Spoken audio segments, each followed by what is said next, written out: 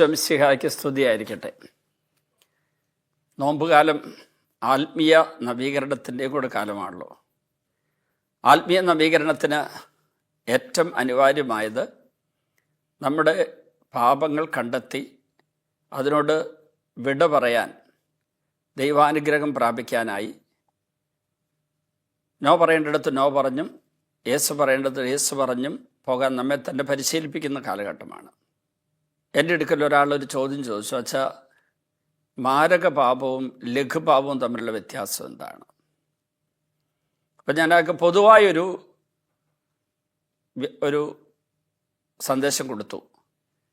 മാരക പാപം വഴി എന്നിൽ വസിക്കുന്ന ദൈവത്തെ ഞാൻ പുറത്താക്കുന്നു. വിചാരത്താലോ വാക്കാലോ പ്രവൃത്തിയാലോ ഉപേക്ഷയാലോ ആണ് സംഭവിക്കുക.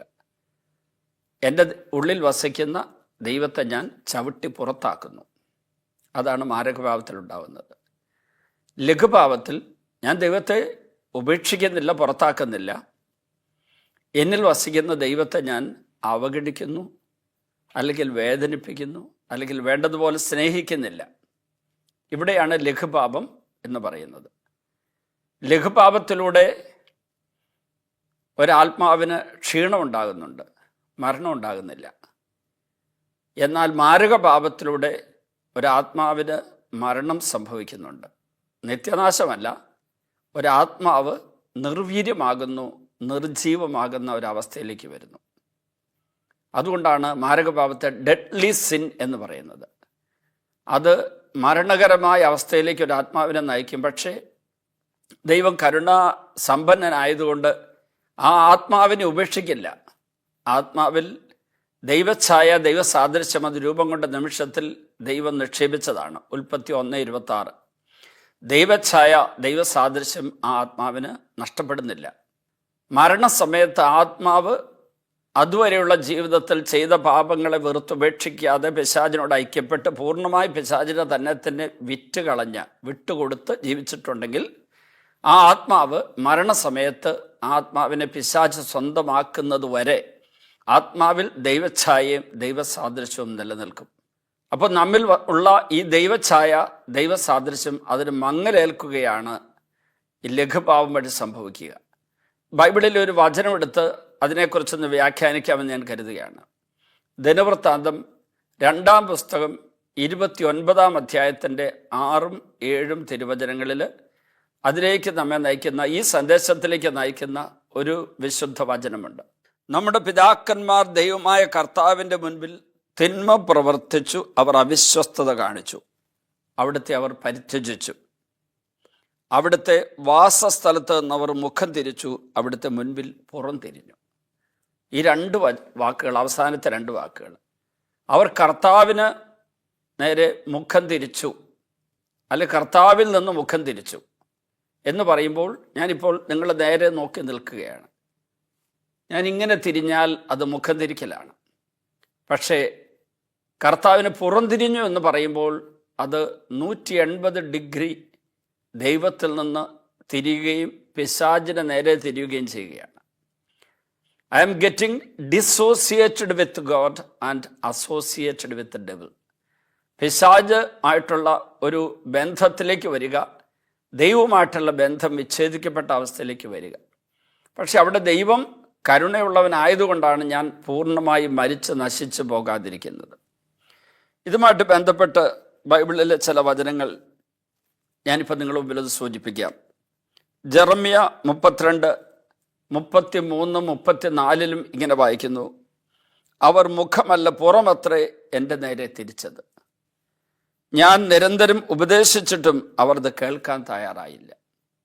നിരന്തരമായി ദൈവത്തിൻ്റെ തിരുമൊഴികളോട്, തിരുവചനങ്ങളോട്, തിരുവെളിപാടുകളോട് നോ പറഞ്ഞുകൊണ്ട് ദൈവത്തോട് മറുതലിച്ച്, എന്നാൽ പിശാചിൻ്റെ ഇഷ്ടം അറിഞ്ഞ് അനുവർത്തിച്ച് കഴിയുന്നവരുടെ ഒരവസ്ഥയാണ് ഈ പറഞ്ഞത്. അവർ മുഖമല്ല പുറമത്രേ എൻ്റെ നേരെ തിരിച്ചത്. ഇനി ജെറമ്യ 2:27 നമ്മളെ ലജ്ജിപ്പിക്കുന്ന ഒരു വാക്കാണ് ബൈബിൾ ഉപയോഗിച്ചിരിക്കുന്നത്. അവർ മുഖമല്ല പൃഷ്ഠമാണ് എൻ്റെ നേരെ തിരിച്ചത്. സാധാരണ നമ്മൾ ആരോട് സംസാരിക്കുമ്പോൾ അങ്ങനെ ഒരു വാക്ക് ഉപയോഗിച്ച് പറയാറില്ല. പക്ഷെ ബൈബിളിൽ ജെറമ്യാ പ്രവാചകനിലൂടെ ദൈവം ഇപ്രകാരം ഇത്രമാത്രം ശക്തമായിട്ട് പറഞ്ഞെങ്കിൽ ആ മാരക പാപത്തിൻ്റെ ഭീകരാവസ്ഥ എത്ര വലുതായിരിക്കും. അവർ മുഖമല്ല പൃഷ്ഠമാണ് എൻ്റെ നേരെ തിരിച്ചത്. ജെറമ്യാ 13:16 ഇതിനോട് യോജിച്ചു പോകുന്ന ഒരു വചനമുണ്ട്. നീ എന്നെ ഉപേക്ഷിച്ചിരിക്കുന്നു, നീ എനിക്ക് പുറംതിരിഞ്ഞു, അതുകൊണ്ട് ഞാൻ നിനക്കെതിരെ കൈനീട്ടി നിന്നെ നശിപ്പിച്ചു. ഇവിടെ അവസാനം പറഞ്ഞിരിക്കുന്നതിന് ദൈവം പൂർണ്ണമായി നശിപ്പിച്ചു കളഞ്ഞു എന്നല്ല, അവരുടെ നാശത്തിന് കാരണമായ ദുരന്തം ഉണ്ടാകാൻ കാരണം ദൈവിക സംരക്ഷണ വലയത്തിൽ നിന്ന് അവർ അകന്നു പോയതുകൊണ്ടാണ്. ഈ ദൈവിക സംരക്ഷണ വലയം അവർക്ക് നഷ്ടപ്പെടാനുള്ള കാരണം, കൃപാമേഖലയിൽ നിന്ന് അവർ അകന്നു പോകാനുള്ള കാരണം അവർ പുറംതിരിഞ്ഞതുകൊണ്ടാണ്. ഇതിനെ കൂടുതൽ വിശദീകരിക്കുന്ന ഒരു വചനം ഈ നോമ്പുകാലത്ത് നമ്മൾ ധ്യാനിക്കേണ്ടതാണ്. സംഖ്യയുടെ പുസ്തകം 14-ാം അധ്യായത്തിൽ 39 മുതൽ 44 വരെയുള്ള വചനങ്ങൾ. ഇസ്രായേൽ ജനത മോശയുടെ നേതൃത്വത്തിൽ ഈജിപ്തിലെ അടിമത്തിൽ മോചനം പ്രാപിച്ച് കാനാൻ ദേശത്തേക്കുള്ള യാത്ര നടത്തുകയാണ്. ചുരുങ്ങിയ മാസങ്ങൾക്കുള്ളിൽ അവർക്ക് ഈ ലക്ഷക്കണക്കിന് ഇസ്രായേൽ ജനതയ്ക്ക്, പുരുഷന്മാരും സ്ത്രീകളും കുഞ്ഞുങ്ങളുമുള്ള ആ ജനതയ്ക്ക്, ദൈവത്തിൻ്റെ തിരഞ്ഞെടുക്കപ്പെട്ട ജനതയ്ക്ക് ദൈവം മോശ വഴി കൽപ്പിച്ചതുപോലെ പ്രവർത്തിക്കുകയായിരുന്നെങ്കിൽ ചുരുങ്ങിയ ദിവസങ്ങൾക്കുള്ളിൽ അല്ല മാസങ്ങൾക്കുള്ളിൽ വാഗ്ദത്ത ഭൂമിയിൽ പ്രവേശിക്കാമായിരുന്നു. പക്ഷേ അവർ 40 സംവത്സരങ്ങൾ മരുഭൂമിയിലൂടെ അലഞ്ഞു തിരിഞ്ഞ അവസാനം ജോഷുവയുടെ നേതൃത്വത്തിൽ ജോർദാൻ നദി കടന്നാണ് അവർ വാഗ്ദത്ത ഭൂമിയിലേക്ക് പ്രവേശിക്കുന്നത്. ചെങ്കടൽ കടത്തി അവരെ ഇവിടെ എത്തിച്ച ദൈവം, ആ ദൈവത്തിൻ്റെ അത്ഭുതകരമായ ശക്തിയിലും സംരക്ഷണയിലും അവിടുത്തെ സ്നേഹത്തിലും വിശ്വസ്തതയിലുമൊക്കെ ആശ്രയിക്കേണ്ട ഈ ജനം, അവരുടെ മുമ്പിൽ ദൈവം മോശ വഴി പറഞ്ഞു ആ ദേശം ഒറ്റുനോക്കാൻ വേണ്ടി ഓരോ ഗോത്രങ്ങൾ ഓരോരുത്തർ വെച്ച് പറഞ്ഞയക്കുക. ജോഷുവ, കാലബ് എന്നിവരുടെ നേതൃത്വത്തിൽ അവരവിടെ പോയി. അവർ ഒറ്റുനോക്കി തിരിച്ചു വന്നിട്ട് കാലബും ജോഷുവയും നമുക്ക് ആ നാട് സ്വന്തം ആക്കാം, കാരണം ദൈവം നമുക്ക് തന്നു കഴിഞ്ഞിരിക്കുന്നതാണ്, അതുകൊണ്ട് അങ്ങോട്ട് പോകാമെന്ന് പറഞ്ഞപ്പോൾ ആ കൂട്ടത്തിൽ പോയവരിൽ അക്കൂട്ടരിൽ ആ 12 പേരിൽ ഭൂരിഭാഗം പേരും അതിനെതിരെ പ്രതികരിച്ചു. അവർ വലിയ ഭീകരമായിട്ടുള്ള ഒരു സൈന്യം പോലെയുള്ള അനാക്കിൻ്റെ വർഗ്ഗക്കാരാണ്, അവർ നമ്മളെ നശിപ്പിക്കും, നമ്മൾ വെറും വിട്ടിലുകളാണ് എന്ന് പറഞ്ഞ് ജനങ്ങളെ വല്ലാതെ ഭയപ്പെടുത്തി കഴിഞ്ഞപ്പോൾ ജോഷുവയും കാലബും ശക്തമായിട്ട് അതിനെതിരെ പറഞ്ഞു. എന്നിട്ട് പറഞ്ഞു, അങ്ങനെയല്ല, ദൈവം അവരെ നമുക്ക് ഏൽപ്പിച്ചു തന്നിരിക്കുകയാണ്, ആ ദേശം നമുക്ക് സ്വന്തമാക്കാം. അപ്പോഴേക്ക് മോശ വളരെയേറെ അവരെ ശാസിച്ചു. അവർ ദൈവത്തിൻ്റെ തിരുമൊഴിക്ക് അവിടുത്തെ സംരക്ഷണത്തിന് അല്ലെങ്കിൽ അതിന് ഒരു വില കൊടുക്കാതെ അങ്ങോട്ട് പോയപ്പോൾ മോശ വല്ലാതെ ദേഷ്യപ്പെട്ട് പ്രതികരിച്ചു കഴിഞ്ഞപ്പോൾ അവർ പറഞ്ഞു, ഞങ്ങൾ പോകാം. അവർ മലമുകളിലേക്ക് കയറാനൊരുങ്ങി. പക്ഷെ ദൈവം പറഞ്ഞിരുന്നു, ഞാൻ അവരുടെ കൂടെ വരില്ല.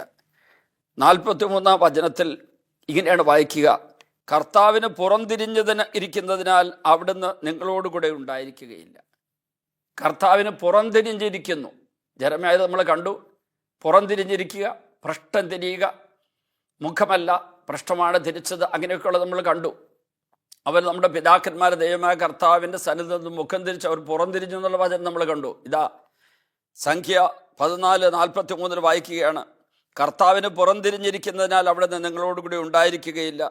കർത്താവിൻ്റെ വാഗ്ദാന പേടകമോ മോശയോ പാളയത്തിൽ നിന്ന് ഇറങ്ങി ചെല്ലാതിരുന്നിട്ടും അവർ ധിക്കാരവും മലയിലേക്ക് കയറി. മലയിൽ പാർത്തിരുന്ന അമലേക്കിനും കനാന്യരും ഇറങ്ങി വന്ന് അവരെ ഖേർമ വരെ തോൽപ്പിച്ചോടിച്ചു. അവരെ തകർത്തു, കുറേ പേര് കൊന്നുകളഞ്ഞു. ഈ ഒരു മഹാദുരന്തത്തിന് കാരണം അവർ കർത്താവിന് പുറംതിരിഞ്ഞിരുന്നു, അതിനാൽ കർത്താവ് അവരുടെ കൂടി ഉണ്ടായിരുന്നില്ല എന്നുള്ളതാണ്. നമ്മുടെ ആത്മീയ ജീവിതം ഈ നോമ്പുകാലത്തൊന്ന് ആത്മശോധന വിഷയമാക്കാം. എത്രമാത്രം ദൈവത്തോട് മുഖം തിരിഞ്ഞിരിക്കുന്ന ഒരവസ്ഥയാണ്. നമ്മൾ പുറംതിരിഞ്ഞിരിക്കുന്ന മാരകഭാവാവസ്ഥയിലാണോ? ലഘുപാപം അനുദപിക്കുമ്പോൾ തന്നെ ദൈവം ക്ഷമിക്കും. കുർബാനി പങ്കെടുക്കുമ്പോൾ ലഘുപാപത്തിന് മാപ്പ് കിട്ടും.